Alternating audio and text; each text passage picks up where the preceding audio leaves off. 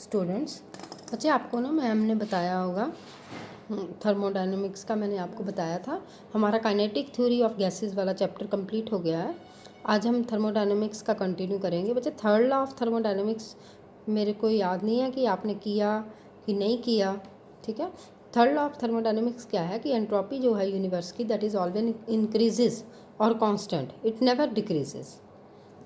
Entropy of the universe increases और constant but not decreases, ठीक है। और it is impossible to reach at 0 kelvin temperature.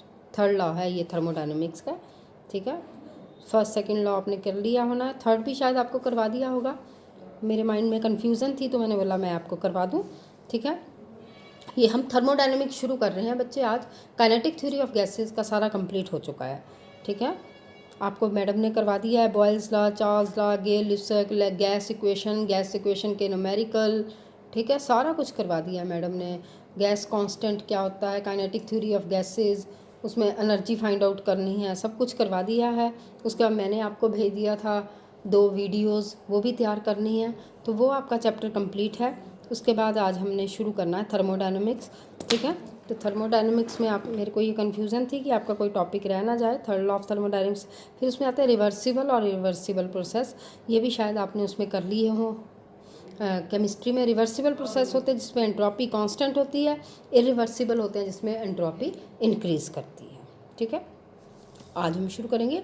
इसके बाद हीट इंजन बच्चे क्या होता है, ऐसा इंजन है जिसमें हमारी हीट एनर्जी जो है वो मैकेनिकल वर्क में, ठीक है, कन्वर्ट होती है। हीट इंजन एक ऐसा डिवाइस है जिसमें हीट एनर्जी जो है, हम हीट देंगे तो उससे क्या करेंगे, मैकेनिकल वर्क मिलेगा हमें, ठीक है। हीट एनर्जी जो है वो हमारी मैकेनिकल वर्क में कन्वर्ट होगी। इसके 3 पार्ट्स होते हैं, source, sink and working substance. 3 parts होते हैं मेनली हीट इंजन के बीच में। सोर्स क्या होता है, एक ऐसा पार्ट, ठीक है, हीट इंजन के बीच ऐसा पार्ट होता है जिस पे बॉडी को हम हाई टेम्परेचर पे रखते हैं। सिंक क्या होता है, ऐसा पार्ट है, ठीक है, समय लगे, ऐसा पार्ट है जिसमें हम बॉडी को लो टेम्परेचर पे रखेंगे। वर्किंग सब्सटेंस है, वर्किंग सब्सटेंस क्या होगा, एक सिलेंडर होगा गैस से भरा हुआ जिसको हमने पिस्टन से फिट किया होगा, ठीक है। अब इसका आगे चलेंगे हम, वर्किंग कैसे होगी। According to second law of thermodynamics लगेगा, ये सोर्स है, ये वर्किंग सब्सटेंस है, ये सिंक है बच्चे। सोर्स से हीट फ्लो करेगी high temperature to low temperature की तरफ, ठीक है। Heat will flow from source to sink, heat always flow from high temperature to low temperature. ये वर्किंग सब्सटेंस है, हीट आई, वर्किंग सब्सटेंस ने हीट यूज़ की, W become Q1 minus Q2, remaining नीचे को आ गई, दैट इज़ Q2।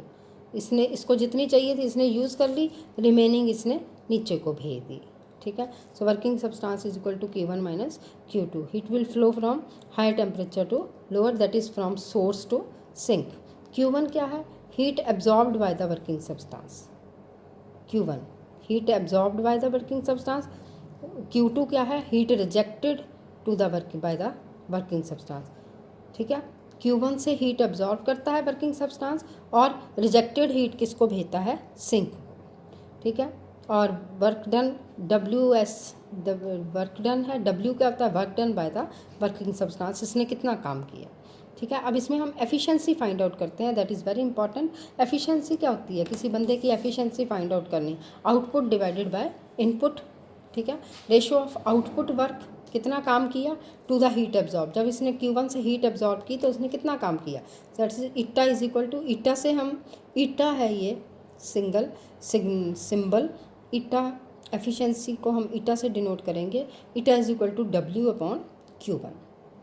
W क्या है, that is Q1 minus Q2, put कर दिया, Q1 minus Q2 upon Q1, सो 1 minus Q2 upon Q1। Efficiency heat engine की ऑलवेज लेस देन 1 और 100%, ठीक है बच्चे। आगे इसकी डिटेल एनालिसिस है, वैसे आप इतना भी कर सकते हो, डिटेल एनालिसिस में हम थोड़ा सा ही करेंगे, ज़्यादा इसका मैथमेटिकल करने का कोई बेनिफिट नहीं होता है, आपको चीज़ समझ आनी चाहिए बस, ठीक है। ये सोर्स है, ये सिंक है, ये इंसुलेटेड स्टैंड है सारा, ये वर्किंग सब्सटेंस है, एक गैस से भरा हुआ सिलेंडर फिटेड विद पिस्टन, ठीक है। समय लगी बच्चे, ये है हमारे डिटेल्ड एनालिसिस में इसके। अब मैं इसको ऐसे करूँगी, सोर्स क्या है, वही चीज़ें, जिसमें बॉडी जो है हाई टेम्परेचर पे रखी हुई है, उसकी बॉल को, ये वॉल है उसकी, और उसके जो है बॉटम है वो इंसुलेट है, टॉप क्या है कंडक्टिंग स्टेट में। ये टॉप उसका कंडक्टिंग स्टेट में होगा, वॉल्स और बॉटम जो है वो क्या होगा, इंसुलेटेड। ठीक है। सिंक क्या है, ये भी एक क्यूबिकल बॉडी है। ठीक है, लो टेम्परेचर पे रखी है, इसका भी सेम चीज़ है, इसकी वॉल्स एंड बॉटम जो है वो सारा क्या होगा, इंसुलेटेड होगा, टॉप क्या होगा, कंडक्टिंग होगा। ठीक है। वर्किंग सब्सटेंस है, ये गैस से भरा हुआ सिलेंडर है जिसको हमने फिट किया है पिस्टन से। ठीक है, जो हीट एब्जॉर्ब करेगा सोर्स से और रिजेक्टेड हीट किसको देगा, सिंक को। ये इंसुलेटेड स्टैंड है जो सारे तरफ से क्या है, इंसुलेटेड है, जिसके सारे सरफेसेस क्या हैं, इंसुलेटेड है। ठीक है, ये सारा इसका है, ये 4 चीज़ें लगी होंगी इसमें। वर्किंग है इसकी। ठीक है, ये तो डिटेल एनालिसिस है इसकी। ठीक है, कि इसकी वॉल्स एंड बॉटम को सारे को क्या किया हुआ, इंसुलेट किया हुआ, टॉप क्या है, कंडक्टिंग स्टेट में है। ठीक है, इसकी भी सेम चीज़ है। इंसुलेटेड स्टैंड क्या होता है, जो सारी साइड्स जिसकी क्या होंगी, इंसुलेट होंगी। ये वर्किंग सब्सटेंस है, ये क्या है, एक गैस से भरा हुआ सिलेंडर है जिसके ऊपर क्या लगाया है, पिस्टन, इसको फिट किया है पिस्टन से। ठीक है, अब वर्किंग में क्या है, स्टेप 1 पहला स्टेप आएगा कि एक सिलेंडर जो है, ये सिलेंडर मैंने उठाया जिसको गैस से भरा हुआ है, पिस्टन लगा हुआ है, सोर्स के ऊपर रखा। हीट ट्रांसफ़र करेगी from source to working substance की तरफ, इधर को जाएगी हीट। सोर्स से किस साइड जाएगी, to the working substance, that is heat is absorb by the gas at constant temperature. ठीक है, सो द प्रोसेस बिकम, जब टेम्परेचर कांस्टेंट है, प्रोसेस कौन सा होगा, जाएगा आइसोथर्मल। गैस क्या कर जाएगी, एक्सपेंड कर जाएगी, क्योंकि यहाँ से भी हीट आएगी, उसके पास ऑलरेडी गैस है, जो हीट है वो एक्सपेंड कर जाएगा, है ना, एट कांस्टेंट टेम्परेचर। सो आपका जो वो बनेगा, प्रोसेस बनेगा, दैट इज़ आइसोथर्मल एक्सपेंशन। पहले केस में क्या करना है, गैस से भरा हुआ सिलेंडर ला के सोर्स के ऊपर रखना है, वो सोर्स क्या है, उसको हीट देगा एट कांस्टेंट टेम्परेचर पर। ठीक है, वो आगे ही उसके पास हीट है, वो हीट क्या कर जाएगी, एक्सपेंड कर जाएगी। ठीक है, so this become eight constant temperature, that process become isothermal expansion. Constant temperature वाले प्रोसेस को क्या बोलते हैं, आइसोथर्मल। सेकेंड स्टेप में क्या करना है, आपने ये सिलेंडर जो है वो सोर्स से उठाना है और इंसुलेटेड स्टैंड पे रख देना है यहाँ पे। ठीक है, इंसुलेटेड स्टैंड पे रखा, गैस अगेन एक्सपेंड होगी पर हीट नहीं जाएगी, अब हीट क्या हो जाएगी, constant. So this process become adiabatic. Heat constant है तो कौन सा प्रोसेस होगा, अडियाबैटिक एक्सपेंशन। ठीक है, अब यहाँ से मैंने ये गैस से भरा हुआ सिलेंडर सोर्स से उठाया, किसके ऊपर रख दिया, इंसुलेटेड स्टैंड पे। गैस तो एक्सपेंड होगी, जितनी थी वो तो होती जाएगी ना, उतनी देर तो एक्सपेंशन होती रहेगी। ठीक है, जब तक उसको नीचे से और हीट नहीं आएगी, जितनी उसके पास थी उसके अकॉर्डिंग वो एक्सपेंड होती रहेगी। ठीक है, अब इंसुलेशन पे रख दिया है, इंसुलेशन से ना तो हीट मिलेगी ना कुछ मिलेगा, वो प्रोसेस क्या बन जाएगा, हीट कांस्टेंट हो जाएगी, that process become adiabatic expansion. Third point क्या है, अब ये गैस से भरा हुआ किस पे ऊपर रखना है, सिंक के ऊपर। ठीक है, सिंक क्या करेगा, heat reject from working substance से हमें सिंक को मिलती है, वो क्या हो जाएगा, कंप्रेस हो जाएगा। अब कंप्रेस हो जाएगा, एक्सपेंड थोड़ी होगा, उसको बेचारे को आगे रिजेक्टेड हीट मिल रही है सिंक को तो। ठीक है, वो क्या हो जाएगा, कंप्रेस हो जाएगा एट कांस्टेंट टेम्परेचर। टेम्परेचर क्या होगा इस पॉइंट पे, कांस्टेंट होगा। So this become isothermal compression.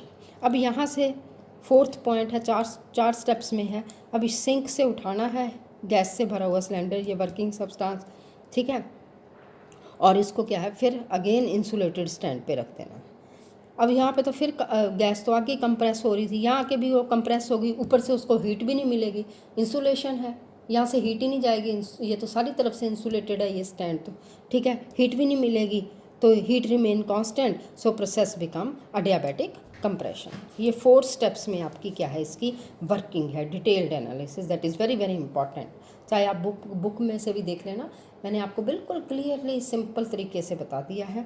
ठीक है, ये इसकी वर्किंग है, दैट इज़ वेरी इंपॉर्टेंट। अब इसका ग्राफ है बच्चे, पीवी डायग्राम जो होती है, that is very important. First step में क्या हुआ, आइसोथर्मल एक्सपेंशन हुई, ए से बी हमारी आइसोथर्मल एक्सपेंशन होगी। Let here the pressure is P1, volume is V1 and T1। यहाँ पे प्रेशर और वॉल्यूम तो चेंज होगा, टेम्परेचर क्या होगा, कांस्टेंट। क्योंकि आइसोथर्मल एक्सपेंशन में टेम्परेचर क्या है, कांस्टेंट है। अब B2C आए, सेकंड स्टेप में क्या होता है, PV दोनों, P3 V3 सारा कुछ चेंज होना, टेम्परेचर भी चेंज होना, क्योंकि हीट कांस्टेंट है, दैट इज़ द अडियाबैटिक एक्सपेंशन। अब यहाँ से C to D के क्या हुआ, आइसोथर्मल एक्सपेंशन, जितना टेम्परेचर C पॉइंट पे है उतना ही क्या D पॉइंट पे रहेगा, पर प्रेशर वॉल्यूम क्या है, हर पॉइंट पे चेंज हो। अगेन D2A गए, इस पॉइंट पे पहुँच गए, यहाँ पे सब कुछ चेंज होगा। अडियाबैटिक में हीट कांस्टेंट होगी, प्रेशर वॉल्यूम और टेम्परेचर सब वेरी करेंगे, ठीक है। ये PV डायग्राम है, that is very important diagram in heat engine, ठीक है। ये बता दिया मैंने।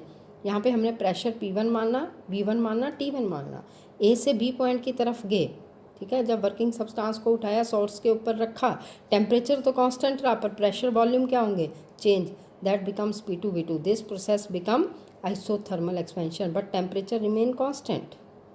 अब B2C क्या है, अब उसको मैंने वर्किंग सब्सटेंस गैस से भरे हुए सिलेंडर को किस पे रखा, इंसुलेटेड स्टैंड पे। इंसुलेटेड पे जितनी हीट एक्सपैंड होनी थी वो तो होती रही, फिर हीट क्या होगी, कांस्टेंट, प्रेशर वॉल्यूम टेम्परेचर सब कुछ क्या होगा, चेंज होगा, दैट इज़ द अडियाबैटिक एक्सपेंशन, लिखा हुआ मैंने इस पर।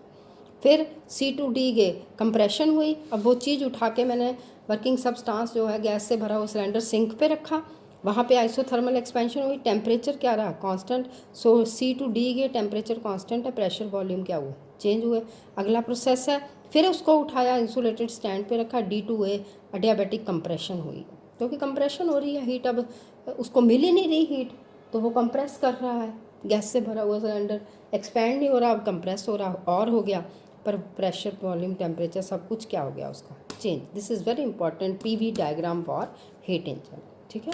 आज इतना ही करेंगे, कल मैं आपको रेफ्रिजरेटर का बताऊंगी, इतना ही करना है आपने तैयार, ठीक है। इससे आगे हमने वो मैथमेटिकल नहीं करना, कोई फ़ायदा नहीं होता उस चीज़ का, इतना हमें पता लगना चाहिए, बेसिक ये है इसका हीट इंजन का, ठीक है, जिसके बेस पे रीजनिंग क्वेश्चन आएंगे। एक्सप्रेशन तो हर कोई कर ही लेता है तैयार, ठीक है। Thank you very much.